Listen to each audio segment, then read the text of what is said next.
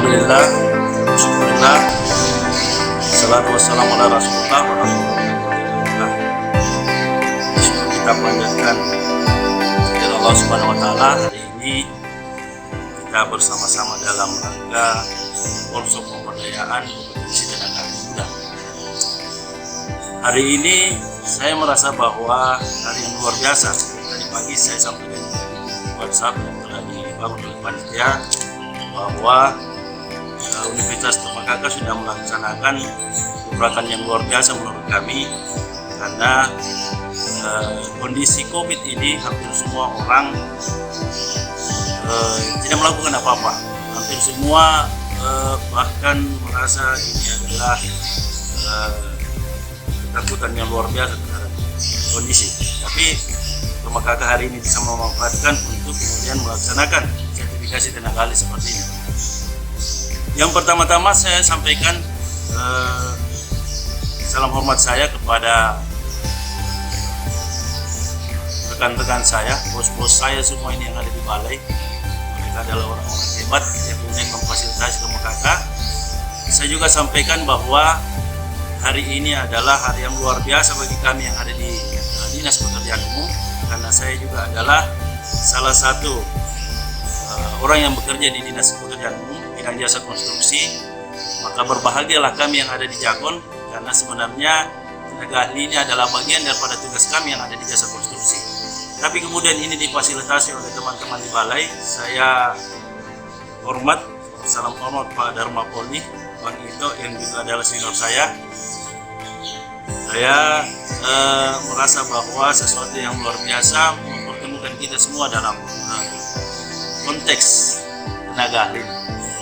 Saya mencoba menjelaskan sebentar saja, karena saya lihat juga waktu sudah hampir habis ini.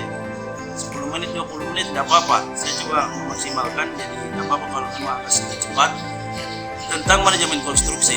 Jadi saya lihat ini di gambarnya juga sudah ada alat teknik di dalam bagian KPD, ada logonya Fakultas Teknik. Ini merupakan satu kemajuan yang besar, karena saya mau coba untuk melakukan pendekatan empirik, dalam artian bahwa selain kita harus melalui teori-teori yang kita temukan atau kita bahas hari ini, itu juga harus sesuai dengan bagaimana kita melihat aturan-aturan hukum yang ada di atasnya. Begitu juga dengan bagaimana kita melihat bahwa kemudian apa yang kita lakukan hari ini betul-betul terpakai dalam dunia kerja. Makanya hari ini saya coba menjelaskan beberapa hal yang kadang-kadang mahasiswa ini harus disampaikan, harus didekatkan dengan teori-teori yang juga sangat dibutuhkan di lapangan, yang juga akan mereka lihat ke depannya di lapangan. Dan sampai adik-adikku sekalian, anak-anak muda Mamuju ini dapat tenaga ahli padahal dia tidak benar-benar ahli di lapangan. Artinya minggu lalu saya juga mengajak beberapa teman-teman anak-anak dari Tomakaka ini kemudian berjalan-jalan mengunjungi Manakarta Tower. Manakarta Tower ini adalah kebanggaan Mamuju, kebanggaan Sulawesi Barat. Dia akan menjadi landmarknya kota Mamuju, dan mahasiswa harusnya tahu apa-apa yang mereka laksanakan di dalamnya. Tadi kita menjelaskan banyak bicara tentang manajemen proyek, manajemen K3 dan lain-lain, sertifikasi dan lain-lain. Sebenarnya semua akan merujuk kepada bagaimana konstruksi itu dibangun. Makanya manajemen konstruksi, teori tentang manajemen konstruksi adalah hal yang sangat relevan untuk kita bahas. Kosedabide tidak dimatikan dengan wabah. Ini juga salah satu yang menjadi semangat kita hari ini, bahwa dengan kondisi begini justru malah adik-adik kita mahasiswa dari Tomakaka mendapatkan keuntungan malah. Menurut saya begitu, karena tiba-tiba ada sertifikasi dan tiba-tiba kalian bisa kemudian mengarah kepada tenaga. Sebagian daripada mahasiswa Tomakaka ini saya pahami bahwa sebagian dari mereka ini telah bekerja di lapangan. Maka kemudian teori-teori yang kita coba untuk dekatkan adalah teori yang betul-betul dipakai. Walaupun secara umum juga kita sampaikan begitu, tapi pada prakteknya nanti akan sama-sama kita bahas lagi. Minggu lalu juga kita sudah membahas bersama teman-teman teknik Tomakaka, mengajak Pak Dani Pumanto, mantan Wakil Kota Makassar, yang mengatakan bahwa konsep dan ide ini tidak makan mati dengan wabah. Dia akan terus berkembang dalam ide di masyarakat konstruksi Indonesia bahkan dunia. Konstruksi adalah rangkaian kegiatan manusia yang mempunyai awal dan akhir untuk mencapai tujuan. Jadi ketika kita berbicara konstruksi harusnya ada awalnya, ada akhirnya. Kapan dibangun, di mana dibangun, bagaimana dibangun, dan apa setelah dibangun. Itu adalah bagian yang penting. Kompetensi umum dan kompetensi inti saya mencoba membagi dua karena secara teori manajemen itu secara teori dia adalah menjadi bagian dari pembahasan ekonomi, tapi secara konstruksi adalah bagian daripada masyarakat konstruksi dalam masyarakat ini. Jadi kompetensi umum ini adalah kompetensi yang secara umum dulu itu menerapkan sistem manajemen K3, ini jelas menerapkan sistem manajemen lingkungan dan manajemen keuangan. Ya, kenapa harus manajemen? Kenapa harus ada manajemen konstruksi? Karena kompetensi umumnya begini. Ini adalah kompetensi yang sangat berkompeten dalam membicarakan tentang manajemen konstruksi. Yang kedua yaitu kompetensi inti. Intinya apa? Yaitu menerapkan sistem manajemen ruang lingkup, skop manajemen, kemudian menerapkan sistem manajemen waktu, manajemen biaya, manajemen mutu, manajemen SDM, sumber daya manusia, terus manajemen komunikasi, manajemen pengadaan, dan manajemen risiko. Ini adalah bagian-bagian penting yang harus kita pahami ketika berbicara tentang manajemen konstruksi. Selanjutnya, konstruksi bukanlah merupakan kegiatan rutin yang dilakukan terus menaikkan kajian tidak kalau tertentu. Tujuan akhir adalah untuk kegiatan dasar pada waktu dan mereka untuk mendapatkan hasil yang optimal dari segi biaya waktu dan mutu. Ini kedengarannya suaranya ya, terus bisa dengar ya. Oke, siap. Saya lanjut. Konstruksi itu dimulai dengan ide, bukan melulu tentang fisik saja. Makanya ketika ada pandemi seperti ini, masyarakat konstruksi itu adalah masyarakat yang tidak pernah berhenti bekerja, karena orang tidak melihat bahwa konstruksi itu hanya merupakan pekerjaan fisik saja, tapi ada pekerjaan, ada bidang-bidang wilayah kerja ide di dalamnya, kemudian ide itu dituangkan dalam konsep, kemudian konsep dituangkan dalam perencanaan, perencanaan itu dituangkan dalam desain, desain dituangkan ke dalam detail perencanaan, dan detail itu dituangkan ke dalam dokumen, kemudian di dokumen ini yang dituangkan ke dalam pelaksanaan. Ada berapa banyak bagian-bagian yang harus kita pahami sebelum kita memulai membahas tentang manajemen konstruksi. Tapi inilah prosesnya. Makanya kalau orang awam, orang selain daripada atau di luar masyarakat konstruksi, kadang-kadang orang mengatakan bahwa konstruksi itu dimulai sejak fondasi itu digali. Tapi menurut kita sebenarnya masyarakat konstruksi yang sebenarnya dia terbangun jauh-jauh hari terhadap bagaimana konstruksi itu dituangkan mulai dari ide, konsep, perencanaan, desain, detail, dokumen, dan seterusnya. Ini saya coba mengajak audiens ini, mahasiswa-mahasiswa, anak-anak, dan adik-adik saya sekalian untuk coba mulai melihat bagaimana konstruksi itu dilihat daripada bagaimana kita membuat kontrak. Apa isi kontrak? Jadi saya coba menjelaskan secara eksplisit saja, karena sebelumnya juga sudah disebutkan dalam materi saya. Ada surat perintah kerja, surat perintah mulai kerja, daerah di dalamnya, syarat-syarat umum, syarat-syarat khusus, ya kan? Ada gambar, spesifikasi teknik, dan metode pelaksanaan. Ini juga harusnya kita bicarakan dalam konteks yang kekinian. Kenapa? Karena apa yang kita lakukan hari ini belum tentu menjadi suatu kebenaran yang kita lakukan pada masa yang akan datang. Ketika kita berbicara kontra hari ini, kontra ini belum tentu menjadi kontra lagi pada masa yang akan datang. Ketika kita berbicara kebenaran itu tidak bersifat mutlak, dia harus peka zaman dan peka terhadap bagaimana kondisi dia dijelaskan.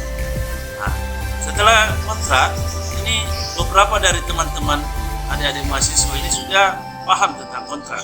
Bahkan sebagian dari mahasiswa arsitektur juga saya sudah jelaskan. Bahkan saya berikan contoh kontrak tentang bagaimana isi daripada kontrak ini kalian harus tahu, kalian harus pahami, kalian harus selami dan jauh lebih dalam lagi. Jangan sampai kalian tenaga ahli malah berselisih paham dengan isi kontrak. Kalian menjadi berselisih paham tentang pengertian kontrak itu sendiri. Dan sampai kalian bekerja sementara kontraknya tidak ada, dan apa yang disebutkan dalam kontrak itu tidak diketahui. Makanya isi kontrak harus ditahu oleh semua calon-calon tenaga ahli. Kalian adalah tenaga konstruksi yang ahli yang kedepannya tangan kalian lah konstruksi ini bisa dibikin lebih maju. Mutual check. Nah, ini mutual check, dicek isi kontrak, bagaimana apapun yang ada di dalamnya, bagian-bagiannya. Setelah itu cek dalam suatu dokumen. Mutual check di sini mau cek nol. Maksudnya setelah kita sepakati apa yang ada di kontrak, kita cek apakah kondisi kontrak ini sama dengan kondisi apa yang terjadi di lapangan. Makanya mutual check nol adalah suatu bentuk laporan setiap jenis item uraian pekerjaan. Garis bawahnya begitu, uraian pekerjaan. Jadi apa yang akan dilaksanakan di kontrak itu dicek lapangan bahwa sesuai enggak apa yang didesain dengan kondisi lapangan. Ini kadang-kadang di review ini kadang-kadang ada yang jauh dengan kondisi lapangan, ada yang berbeda, bahkan ditemukan kendala-kendala, beberapa hal yang sifatnya teknis, sifatnya sosial, atau mungkin kondisi cuaca itu sangat berpengaruh. Makanya jika kondisi itu memang ada sedikit berbeda, kita harus siap. Anak-anak tenaga ahli ini harusnya siap, tetapi siapnya itu jangan menyebutkan dalam berita acara pemeriksaan lapangan. Biasanya MC0 ini kadang-kadang berbeda. Nanti kita katakan bahwa kontrak juga bisa dimulai ketika MC0 dilaksanakan. Kami juga yang ada di Dinas PU Provinsi ini juga coba kita share dengan seluruh Dinas PU yang ada di Provinsi Sumbar, kabupaten yang lain. Kami sedang membuat SOP tentang turunan daripada apa yang dilaksanakan tentang MC0. Tapi semua ambiar bahasanya anak muda sekarang itu direview kembali karena kondisi COVID akhirnya menyadarkan kita bahwa kita harus peka terhadap apa yang terjadi di sekitar kita hari ini. Kondisi COVID ini terjadi di 213 negara dan akhirnya sangat berpengaruh juga terhadap kita.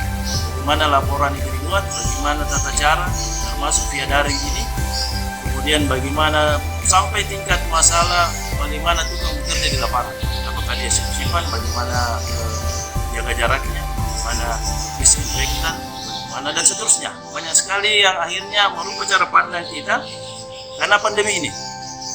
Selanjutnya berita acara serah terima lapangan. Ini bicara sistem MC0-nya juga harus jelas, schedule dan recap MC0. Ini bagian yang mestinya juga mulai didekatkan kepada mahasiswa supaya apa yang dilakukan sudah lebih efektif dan tidak terlalu jauh beda dengan apa yang dibutuhkan oleh tim. Ini saya mengacu kepada proyek manajemen, ada buku nasional ini karena bahasa Inggris saya di dalam, saya coba menerjemahkan dengan communication. Intinya ada beberapa hal proyek manajemen body knowledge, pendidikan tentang manajemen.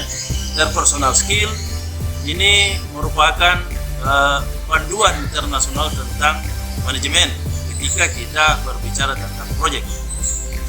Interpersonal skill yang harus dimiliki oleh setiap orang-orang yang ada di dalamnya. General management itu juga adalah penting, bagaimana memanage daripada setiap kegiatan-kegiatan.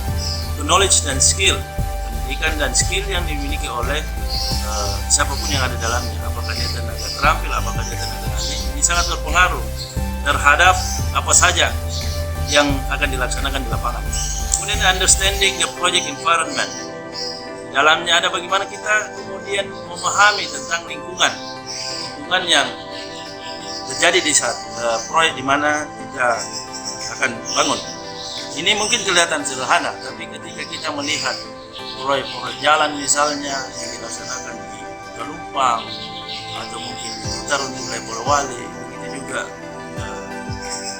irigasi di Bantalaka ini tidak sesederhana yang kita kira ketika kita berbicara environment.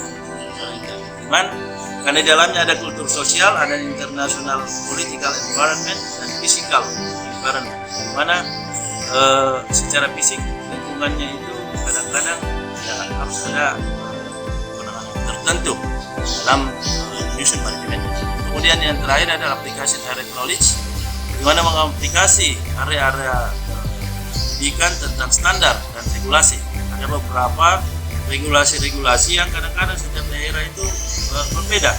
Ada tempat yang biasanya sebelum membangun juga kita harus memahami bahwa ada budayanya dia potong ayam dulu, dicera dulu atau bagaimana. Itu kadang-kadang juga masuk dalam bagaimana kita melihat bahwa standard and regulation dari project management body and knowledge itu harusnya kita cermati. Kemudian functional department, technical elements, kemudian specialization, ada beberapa fungsi-fungsi daripada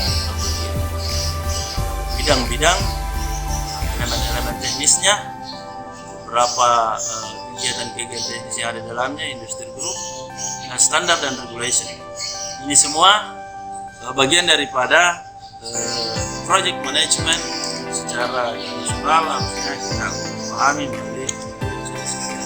Selanjutnya apa saja tahapan dalam pelaksanaan konstruksi? Ini juga menjadi bagian yang penting yang harusnya dipahami oleh adik-adik mahasiswa, mungkin Makaka, mungkin juga teman-teman yang keluar daripada Makaka. Alumni harusnya dipaham bahwa bagaimana tahapan-tahapan ini bisa kita jabarkan satu persatu. Dalam tahapan kedua, project scope management, di sini ada scope planning, definition, mana menerjemahkan masing-masing elemennya, BS verification control, ini akan saya terjemahkan dalam slide-slide selanjutnya. Review design. Nah, setelah kita memiliki kontrak, kita harusnya melihat bagaimana desain itu, apakah kondisi-kondisi yang kita pahami sesuai dengan apa yang dilakukan oleh pihak perencana. Ini sangat berpengaruh terhadap bagaimana pemahaman kita dan kondisi-kondisi yang ada di lapangan. Ketika itu jauh berbeda, kita harus siap bahwa kemudian apa yang kita lakukan setelah kita melihat kondisi tertentu yang ada di lapangan, itu harusnya kita mampu untuk mengendalikan situasi dan kondisinya. Di sini disebutkan bahwa dilaksanakan saat disurvei, melaksanakan survei ulang. Bisa jadi terhadap trace apa yang telah ada dalam gambar. Kadang-kadang di lapangan ini tidak ada kontur, di gambarnya ada, atau bahkan sebaliknya. Ini juga disebutkan dalam bagian kedua, di mana terkadang tidak mudah dilakukan jika kondisi medan yang berat, kondisi sosial, masing-masing tempat yang berbeda serta cuaca yang ekstrim. Ada beberapa contoh, saya coba lihatkan di sini. Kondisi ekstrim ya, tadi sebutkan banyak kondisi ekstrim yang juga ada dan terjadi di wilayah kita di Sulawesi Barat. Mungkin contoh-contoh mestinya saya ambil dalam wilayah-wilayah kita. Salah satu yang kemarin update bahwa kemudian Bapak Gubernur Sulawesi Barat melakukan kunjungan di Pulau Balabalakang. Ini mestinya dipersiapkan bahwa kemudian bagaimana mobilisasi, bagaimana apapun yang akan dilaksanakan dimasukkan dalam manajemen konstruksi. Mobilisasi itu juga disebutkan ini mobilisasi manusia, mobilisasi alat dan perlengkapan. Mungkin kalau dia di dalam kota, proyek dalam kota, mungkin biasa saja kita melihat ini secara sederhana. Tapi ketika dia di luar kota, biasanya proyek-proyek jalan, proyek jembatan, atau mungkin proyek irigasi itu letaknya jauh dari pusat-pusat kota. Sementara wilayah-wilayah inilah yang menjadi tugas kita sebagai tenaga ahli untuk menerjemahkan dalam mempersiapkan apapun resiko yang ada di dalam mobilisasi logistik pekerja, karena pekerja-pekerja ini harus juga dimobilisasi, harus disiapkan tempatnya, harus disiapkan berapa orang yang kerja, itu semua masuk dalam manajemen. Kemudian teknologi yang terkadang butuh signal dalam penggunaannya. Ya, kita tahu bahwa hari ini teknologi sangat begitu berpengaruh terhadap apa yang kita lakukan terhadap konstruksi. Sebagaimana di perencanaan tadi di awal-awal acara ini dijelaskan oleh Pak Reza tentang bagaimana si BIMA menerjemahkan BIM, Building Informasi Management. Bagaimana mestinya anak-anak mahasiswa atau Makaka ini bisa mempergunakan Tekla atau mungkin Revit sebagai instrumen-instrumen aplikasi untuk membuat produk-produk yang ada sekarang. Kami juga meneruskan ini bahwa kemudian arahan daripada kementerian, khususnya di Dirjen Bina Konstruksi ini, menganjurkan bahwa aplikasi yang digunakan itu setidaknya memudahkan kita yang ada di daerah. Namun cuma kadang-kadang kesiapan kita berbeda dengan kondisi yang diperintahkan. Dalam BIM ini yang saya pahami, kita harusnya membuat bukan hanya 3 dimensi saja, tapi dia sudah menjadi 8 dimensi. Tadi sudah dijelaskan secara gamblang oleh Bang Reza Munawir Manik. Ini salah satu orang yang menurut saya hebat, dan kita sangat bersyukur sekali bisa diajar secara langsung tentang bagaimana sistem informasi building. Jadi manajemen bisa ditekan, apalagi sifatnya risiko. Jadi dibuat dulu secara digital, konstruksi itu dibuat secara digital, kemudian dibuat konstruksinya di lapangan. Jadi apa yang dibuat secara digital, inilah yang dibuat di lapangan. Tidak ada yang meleset. Ukurannya sudah jelas, titik koordinatnya jelas. Cuman kadang-kadang lagi-lagi kita lambat menerjemahkan ini dalam bentuk aplikasi. Kadang-kadang kita masih pakai SketchUp, kadang-kadang kita masih mengandalkan aplikasi. Ya, ada apa-apa, it's okay. Tapi kita harus menggunakan pengembangan ini dalam terjemahan bagaimana mahasiswa di kampus mencoba untuk mempelajari lebih awal. Kami juga di provinsi mulai mempersiapkan bahwa setiap suatu saat nanti setiap konsultan harusnya memasukkan desain dalam bentuk aplikasi-aplikasi sebagaimana yang disebutkan. Jadi 2 dimensinya sudah jelas, 3 dimensinya jelas, 4 dimensinya itu adalah schedule yang ada di dalamnya, 5 dimensinya itu RAB, jadi sudah jelas semua. Tidak ada lagi dokumen-dokumen yang sifatnya fisik. Kita sudah mempunyai library, virtual library. Jadi kita mau cari bangunan fisik apa, ini sudah bisa diakses siapa saja di mana saja selama dia merupakan masyarakat konstruksi, apalagi dia adalah tenaga ahli. Ini bagian daripada bagaimana teknologi ini kita persiapkan sejak dini. Mungkin sejak awal kita membuat sumber daya manusia bagi anak-anak kita yang ada di kampus. Lanjut.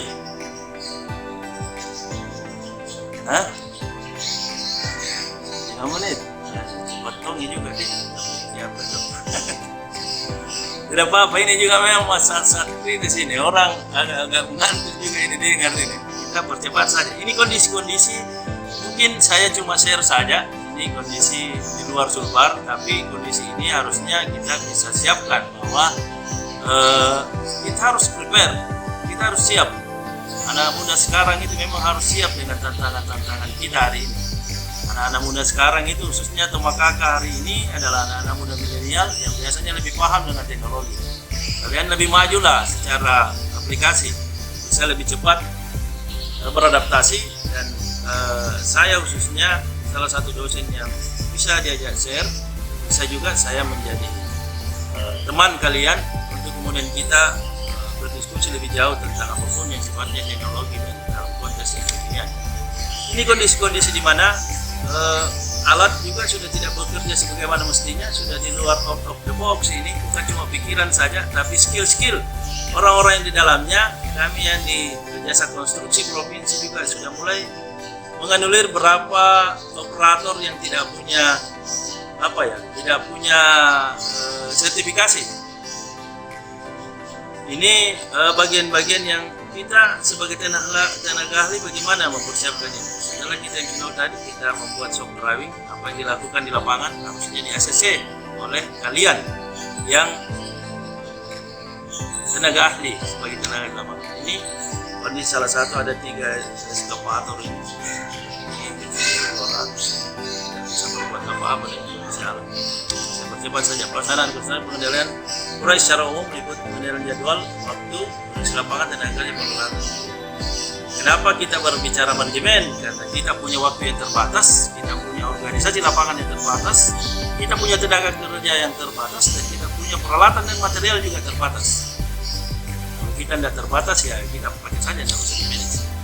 Ini tentang Perpres juga, tenaga ahli harusnya paham ini bagaimana turun-turunannya, tapi tidak usah terlalu jauh, nanti dicek saja masing-masing. Ini sudah di-share juga peraturan dan permen-permen yang berhubungan dengan apapun yang menjadi kondisi terkini. Permen 17 2019 instruksi Menteri konstruksi di tengah COVID ini juga sudah dijelaskan dalam instruksi Inmen nomor 2 yang terakhir keluar, dan yang terakhir adalah peraturan Menteri.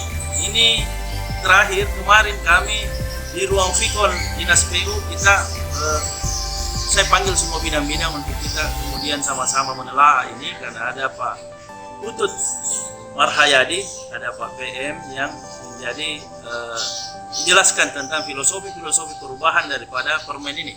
Bagaimanapun kita harus paham dan tahu bagaimana sandaran-sandarannya terhadap apa yang kita lakukan terhadap konstruksi. Apa kondisi-kondisi kekinian itu yang harusnya jelas dalam kontrak ini. Pacar jelas ini karena dari saat ini bisa kita lihat juga jalur kritis, bagaimana kita mulai jalur kritis ini juga nanti akan dibuka di lapangan.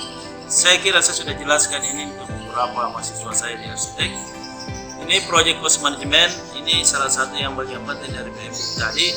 Cost estimating, saya jelaskan bahwa cost budgeting and control ini meliputi proses yang melibatkan perencanaan, estimasi, penganggaran, dan pengendalian biaya, sehingga proyek dapat diselesaikan dalam anggaran yang telah disetujui. Sampai kita sudah selesai, waktu proyeknya belum jadi, anggarannya tidak jelas.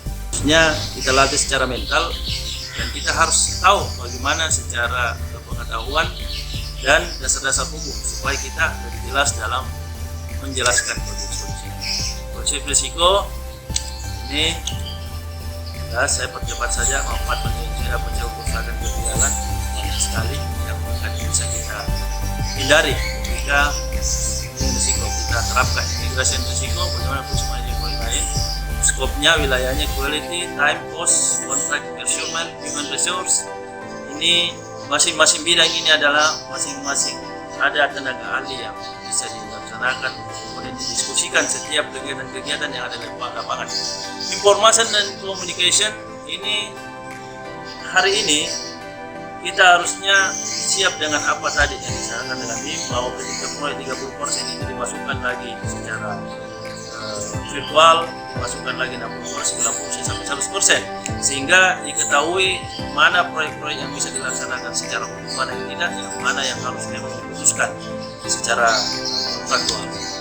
Kita breakdown lagi total risk ini risikonya secara total banyak sekali bagian-bagian risiko yang harusnya kita pelajari, tapi ini lebih lanjutan lagi berkali karena proyek ini sangat memperhatikan semua bagaimana bagian-bagian adalah ekonomi, kontraktual, political, construction, dan risk.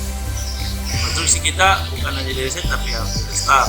Kita perlu metode-metode yang baru, adaptasi kita sebagai para pelaku dengan konstruksi perlu mereview. Protokol kesehatan sudah menjadi bagian penting dalam kehidupan apapun. Kita harus mengadopsi sebagaimana yang kemarin dialog yang telah dilakukan. Nantinya ada APD yang dibuat sudah dalam konteks protokol kesehatan. Mungkin bajunya sudah ya terlindungi sebagaimana protokol kesehatan anti COVID itu dilaksanakan.